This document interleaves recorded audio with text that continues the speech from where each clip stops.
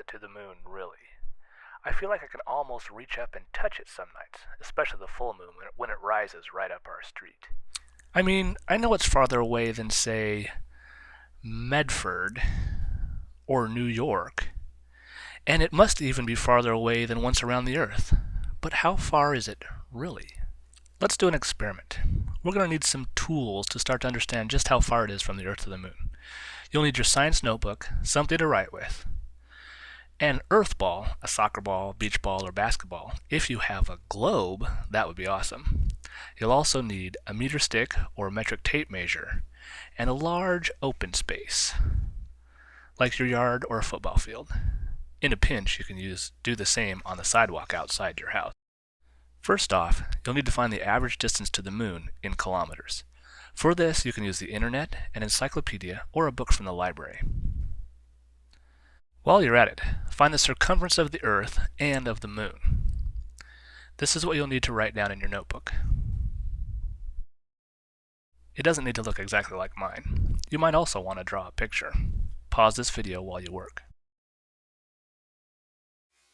Don't forget about the moon. What numbers did you come up with? Make sure they are in kilometers and not miles.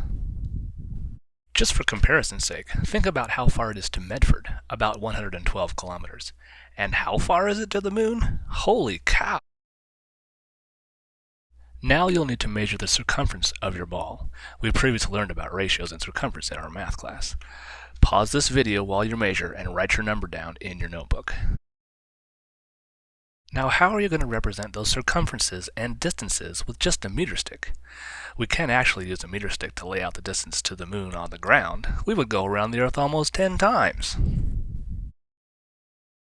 What if we used ratios? Pause this video and write down in your notebook how you think that ratios are going to help us figure this out. Pause this video while you work. Say, we're going to need something to represent the moon in comparison with our Earth ball.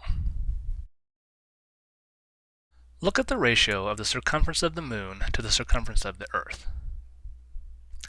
Pause the video to do the math. What did you come up with? It should be about 1/4 or 1/4. You can be more precise than that, but I'm going to round to 1/4 for right now. Let's find a ball that is about 1/4 the circumference of your Earth ball. Pause the video to do the math and find a ball. I'm using a basketball for the representation of the Earth and a tennis ball for a representation of the moon. How is this helping us to represent the distance from the Earth to the moon? I thought that's what we were supposed to do with two sparks.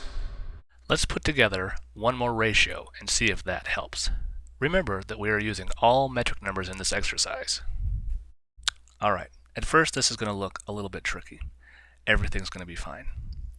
Let's look at this ratio. What if we took the ratio of the distance from the Earth to the moon and the circumference of the Earth and compared that with the distance from our Earth ball to our moon ball to the circumference of the Earth ball? I'm going to say that one more time because there are a lot of words.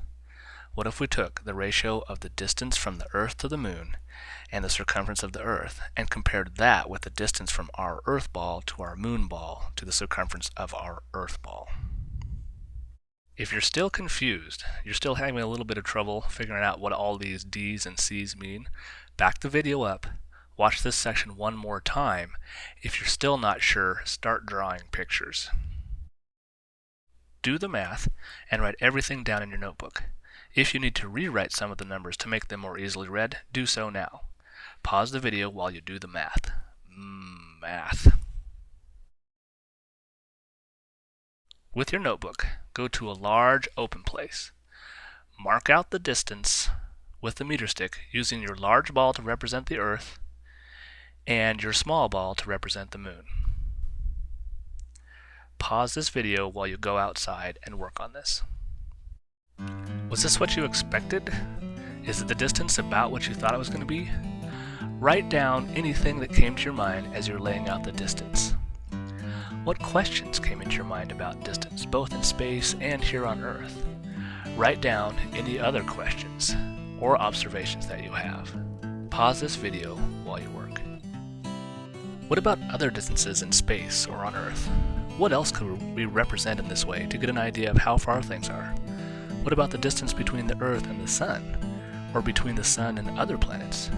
Write these down, or better yet, explore them on your own, and we'll talk about them in class. See you then!